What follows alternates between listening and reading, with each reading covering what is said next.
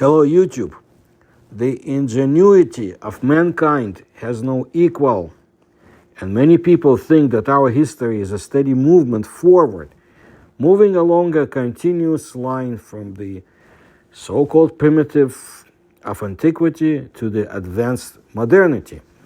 In general, this is a correct idea, but not quite so correct, because some ancient knowledge still baffles scientists, and ancient production technologies are forgotten, and it is not possible to repeat them. So let's look today at the wonder herb of antiquity, a miraculous plant.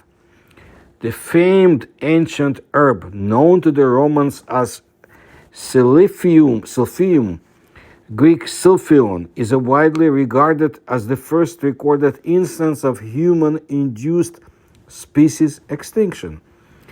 The dense vegetation of northern Cyrenaica was historically the region's primary natural resource, and its composition has been well documented since ancient times. But where is this place? Well, you see, the ancient Egyptians who traded with the indigenous Libyans described the diversity of northern forests west of the Nile River. This diversity produced silphion or silphium, an oleogam resin of a well-known ancient medicinal plant. Due to its numerous therapeutic uses and spice qualities, it was the major economic resource of the Cyrenaic region of Libya for 6 centuries. Now, legend has it that this silphium was first discovered after a black rain swept across the east coast of Libya over 2.5 millennia ago. From then onwards, the herb spread its broad roots even further, growing on lush hillsides and on the forest meadows. It might sound strange. After all, North Africa is hardly famous for its greenery, but this was Cyrenaica, a land of the highlands with abundant water supply. Today, parts are known to receive up to 850 millimeters of rain. I think it's 34 inches per year, which is, nearly as wet as the Great Britain. This region was originally settled by the Greeks and annexed by the Romans in 96 before Common Era, followed by Cyrene a couple of decades later. Almost immediately, silphium stocks began to decline at an alarming rate. Within 100 years, it had disappeared altogether. You see, the thing is that it's this very capricious plant only grew in this region. Its entire range consisted of a narrow strip of land, about 125 miles, let's say 201 kilometers, by 35 miles, or by 40 kilometers. So in the Roman Empire, the substance called silphium was known well, and according to descriptions could be used in almost any field. Depending on its concentration in the prescription, it could be a contraceptive, an aphrodisiac, and was also able to treat any disease. Silphium once grew rampant in the Greek city of Cyrene, in the modern-day Libya, on the northern coast of Africa. Resin from within its stalk had been used for years by locals as a cure-all for various ailments, including nausea, fevers, chills, and even corns on the feet. It didn't look like much, with stout roots, stumpy leaves, and bunches of small yellow flowers. But it oozed with an odoriferous sap that was so delicious and useful that the plant was eventually worth its weight in gold. Listen, to list its uses would be basically an endless endeavor. Its crunchable stalks were roasted, boiled, or sauteed, and consumed as a vegetable. Its roots were eaten fresh after being dipped in vinegar. It was an excellent preservative for lentils, and when it was fed to sheep, their flesh became delectably tender. Now, perfume was coaxed from its delicate blooms, while its sap was dried and grated liberally over dishes that were consumed at the time by the Roman Empire, from brains to braised flamingo, known as laser. This condiment was fundamental to the Roman cuisine. Then there were the medical applications. Silphium was a veritable wonder herb, basically used for all manners of ailments, including the bites of undomesticated dogs. According to the Roman historian Pliny, all you needed to do was simply rub it into the affected area. But he warned his readers never to try this with a tooth cavity, because a man who did so, who put this wonder herb into his tooth cavity, threw himself from the balcony of the house. Finally, silphium was important for the bedroom, where its juice was drunk as an aphrodisiac or applied to purge the uterus. Actually, most likely it was the first genuinely effective birth control. Its heart-shaped seeds are thought to be the reason that the symbol was associated with the romance, even up to this day. Well, they tried and tried, but neither the Greeks or the Romans could work out how to farm this plant in captivity. Instead, silphium was collected from the wild, and though there were strict rules about how much could be harvested, humans are humans. There was a thriving black market. Now, the area of North Africa, which has been known as Libya since 1911, was under the Roman domination between the years 146 BC and 672 AD. The Latin name Libya at the time referred to the continent of Africa in general. What is now coastal Libya was known as the Tripolitania and Pentapolis, divided between the Africa province in the west and Crete and Cyrenaica in the east. In 296 AD, the Emperor Diocletian separated the administration of Crete from Cyrenaica, and in the latter formed the new provinces of Upper Libya and Lower Libya, using the term Libya as a political state for the first time in history. So, but even before, as for the wonder herb, the kings of Cyrene endeavored to retain the monopoly of silphium trade. Nevertheless, a certain amount was smuggled to the Carthaginians, enemies of the Rome, and Carthage became a supplier of silphion to some extent. Although widespread trading of silphium in the Mediterranean region was initiated with the establishment of the Greek colonies in the Cyrenaic region, the commercial source must have been well developed prior to this large-scale trading practices.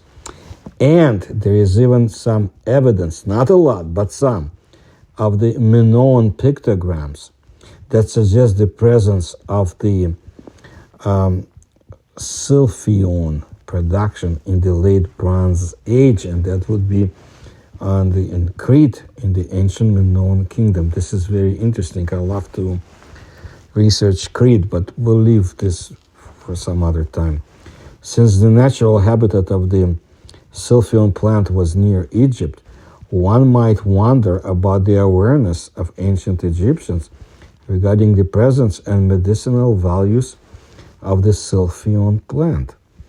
Indeed, there is some archaeological and linguistic evidence indicating that ancient Egyptians knew about silphion or silphium and used it in Egyptian rituals, such as the renewal of the king's vigor in the Old Kingdom. In his renowned work, Naturalis Historia, dating back to 77 Common Era, Pliny the Elder famously declared that the once beloved North African herb, known to the Romans as silphium, or the Greek silphion, no longer exists, actually making it the first species in written history of mankind known to us to have been knowingly driven to extinction by mankind. And Pliny wrote that within his lifetime, only a single stock was discovered. Indeed, the Romans loved it so much that they referenced their precious herb in poems and songs and wrote it into great works of literature. For centuries, local kings held monopoly on the plant, and which made the city of Cyrene today it's modern Shahat, Libya, the richest place in Africa. Before they gave it away to the Romans, the Greek inhabitants even put it on their money. Now, Julius Caesar himself went so far as to store a cachet, about 680 kilograms or 1,500 pounds, in his official treasury. According to Herodotus, the indigenous Libyans directed the Greeks to settle there, for there was a hole in the sky above it, a reference to a plentiful rainfall, which supported the dense coastal forests and abundant wildlife that Cyrenaica was well known for in the ancient world. As the plant became more and more of a commodity, the Cyrenians had to put the strict rules in place regarding the harvest, because Cyrene was the only place that the plant would go through the combination of rainfall and, of course, mineral-rich soil. There were limits to how many plants could be grown at one time. The Cyrenians tried to balance the harvest. However, the plant eventually was harvested basically to extinction by the end of the 1st century AD. The last stalk of silphium was reportedly harvested and given to the Roman Emperor Nero as an oddity. Well, according to Pliny the Elder, Nero immediately ate the present given to him. He had been proven informed on the plant's other usages. Now, Theophrastus, the famous botanist of antiquity, and Pliny describe silphium's thick perennial root, which grew to a cubit, and I'll talk about it later.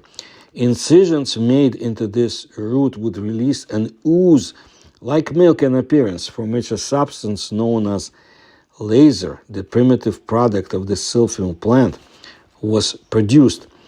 Silphium's above the ground parts, foliage, stalk, and blossoms, regrew annually. Large basal leaves were the first to emerge. Theophrastus described their appearance as celery-like, while Pliny instead likened them to parsley, as having a fleshy interior and black-colored bark. Scientists believed silphium has vanished, possibly just from that region or possibly from our planet altogether. With just a handful of rendered images and the accounts of ancient naturalists that we can rely on, the true identity of the Romans' favorite herb basically remains a mystery. Some think it was driven to extinction. Others believe that it's still hiding in plain sight, maybe as a Mediterranean weed. Well, what happened? Is there a way to bring it back too? Let's start with this. The dried sap was sold on the streets by the unscrupulous laser dealers for enormous prices. They would say pretty much anything to get people to buy their product, including giving customers notoriously stinking asafoetida. Asafoetida is a plant that has a bad smell and tastes bitter.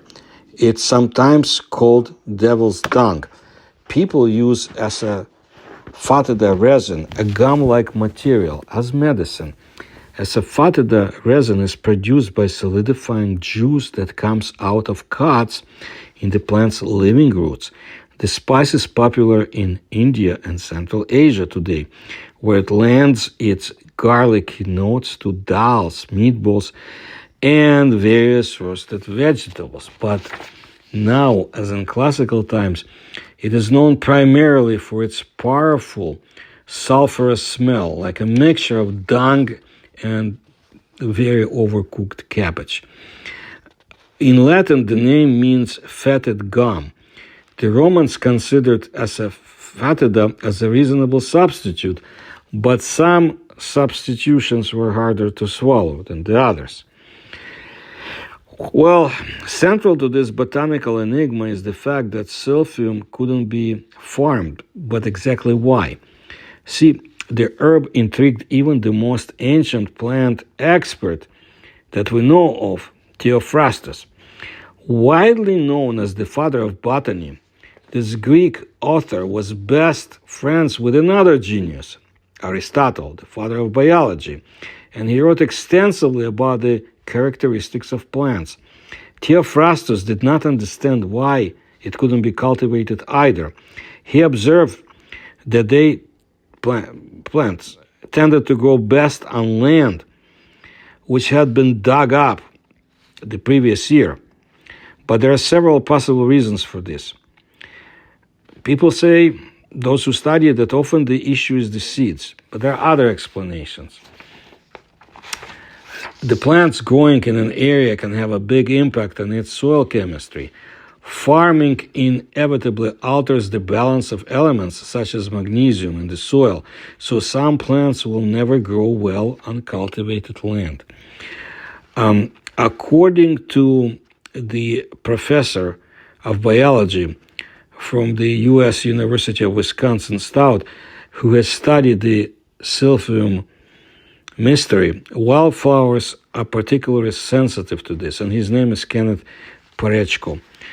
If silphium were a crossbreed, when the Greeks tried to grow some from seeds, the result could have been barely recognizable. Very curiously, this fits with the ancient reports of silphium from Media, which is in the northwest Iran, Parthia, northeast Iran, and Syria, which was much less valuable than the stuff from Cyrene due to scams or substitutions in ancient markets. It's possible that these products weren't silphium at all, but there is a chance they were the weedy descendants of some hybrid. The ancient desire for true silphium destroyed it. Pliny the Elder wrote that the Roman landlords had been forced to fence off the herb's meadow habitat to stop local sheep from devouring eating the wonder herb. They might have grazed it right down to the roots and killed it. Eventually, the locals rebuilt, tearing down the imperial fences down to increase the value of their flock. You see, silphium-fed sheep, like I said, tasted well and were highly valued. There were tensions, confrontations, and sabotage. The herb was being attacked from all sides, over-harvested and over-grazed, actually. And throughout it all, it may also have been basically destroyed by its own biology. The Greeks had strict rules about how much of the root could be harvested at one time, which suggests that if enough was left in the ground, it would bounce back. But, you see, the economics of supply and demand moved in, so to say. As the plant's value increased, crooked contrabandists removed the entire plant, and roots included. But maybe there are remnants of silphium in Africa. There have only been basically just a few studies on the plant diversity in Libya. Even if even a few plants survived the Roman imperialists, it may still be found. But Libya is not a place to go do research now. Maybe someday it will be. Let's hope so. It could definitely still be there. It's not an easy country to survey, according to some scientists. Well, the fact is that no one knows really what they're looking for. You see, researchers find the seeds of other plants, such as coriander and dill, at some ancient sites, but no one ever has found silphium. Theophrastus described the plants as having thick roots covered in black bark. They were quite exceptionally long. If you were to hold one against the human body, it would be around the distance from the elbow to the tip of the middle finger. This is the ancient unit of measurement known as a cubit. Though the plant was most peculiar, according to the Greek botanist, it had a hollow stalk, a bit like fennel, and golden leaves, which resembled those of celery. The ancient coins which bear its image show a plant with flowers arranged in what botanists call a large apical umbel, which Professor Pareshko describes as a disc, like the end of a watering can. Theophrastus compared it to another herb, Magidaris pastinacea, which grew in Syria, actually on the slopes of Mount Parnassus near the Greek city of Delphi, but that would be in Greece.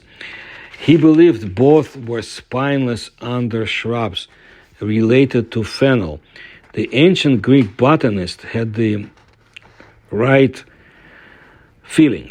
Scientists now think that, like Asafoetida, silphium may have belonged to a group of fennel-like plants, like ferula. They are related to carrots and grow wild as weeds across North Africa and the Mediterranean. Incredibly, two of these plants, giant Tangier fennel and giant fennel, still exist in Libya today. It's possible that one of them could be silphium. We know that the silphium was a kind of plant and that a particularly important part of it was the resin or juice. Well, unfortunately, the origin of Sylvia remains a mystery because the Romans, in their desire to use it in many areas, as I said, eventually completely destroyed the plant and even its seeds were gone. They used it so often, in fact, that the plant went extinct before the fall of the Roman Empire. Or so we thought.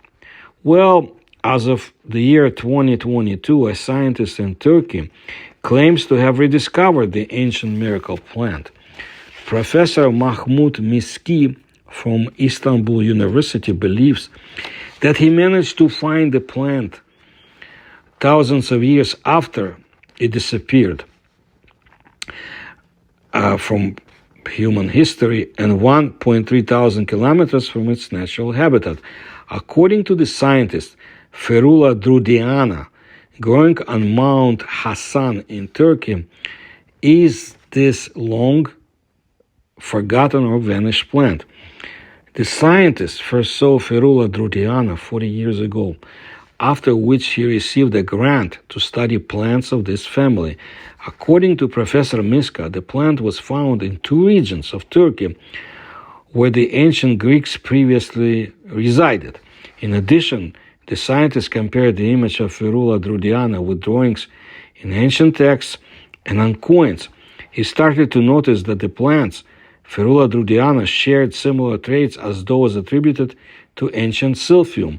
Notably, ancient texts noted the fondness of sheep and goats for silphium and the effects the ancient plant had on them in turn, drowsiness and sneezing. What's more, he learned that only one other specimen of the plant had ever been collected, way back in 1909. Muskie cultivated and propagated the ferula plants, believing he would unlock a chemical gold mine within them, and it seems that he was correct. The scientists also studied the plant root extract and identified 30 secondary metabolites, substances that, although they do not contribute to the main activity, helping the plant to grow or reproduce, nevertheless give some kind of selective advantage. Among the compounds, many of which have anti-cancer, contraceptive, and anti-inflammatory properties. There is the thiabunone, which acts on the receptors of gamma-aminobutyric acid of the brain and can contribute to the intoxicating smell of the plant. Minsky believes that future analysis of the plant will reveal the existence of dozens of yet unidentified compounds of medical interest. You find the same chemicals in rosemary, sweet flag, artichoke, sage, and galbanum, another ferula plant, Minsky said. It's like you combine half a dozen important medicinal plants in a single species. Ancient silphium was also said to have appeared after sudden downpours in the spring and grown to roughly 6 feet in only a month. Minsky's ferula plants showed similarly rapid growth after the massive snowmelt in 2022. Minsky also found the plants difficult to transport, a problem that would have plagued the ancient Greeks and Romans also. However, he has been able to move them using a technique called cold stratification, in which plants are tricked into germinating by exposing them to wet, winter-like conditions. The only evidence against Minsky's plants being ancient silphium for a while seemed to be the location. They didn't grow in the small regions which I described, very limited region in which ancient silphium had grown.